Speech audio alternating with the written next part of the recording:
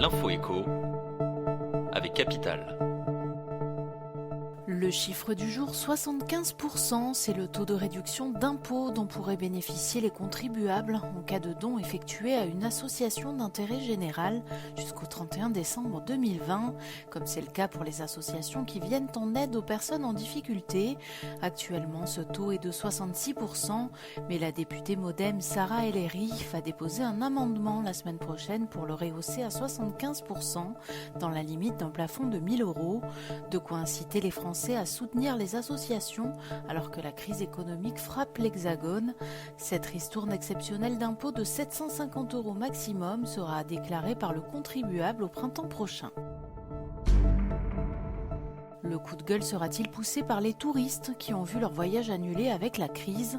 Si c'est votre cas, sachez que le gouvernement a suspendu fin mars la loi permettant de se faire rembourser dans un tel cas. À la place, les voyagistes peuvent vous proposer de reporter le séjour prévu ou d'attribuer un bon d'achat équivalent au montant versé.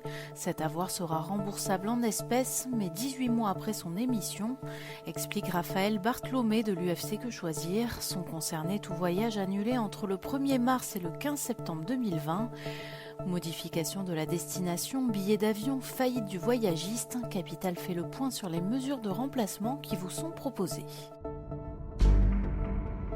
L'info pratique Capital, si vous avez été au chômage partiel, sachez que ces périodes sont à titre exceptionnel prises en compte pour le calcul de votre pension de retraite. Cette mesure concerne les périodes comprises entre le 1er mars et le 31 décembre 2020.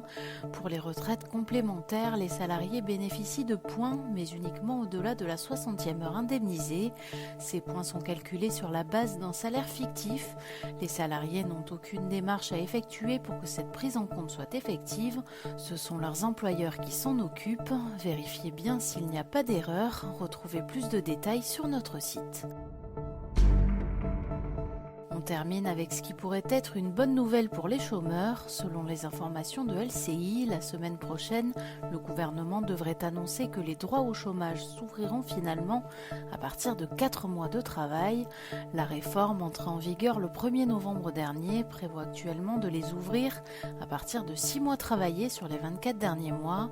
Cette information viendrait ainsi confirmer les propos du secrétaire général de Force ouvrière, Yves Verrier. Ce dernier avait déclaré le 15 juin dernier, à l'issue d'une réunion au ministère du Travail, que l'exécutif semblait sur le point de faire marche arrière concernant cette mesure.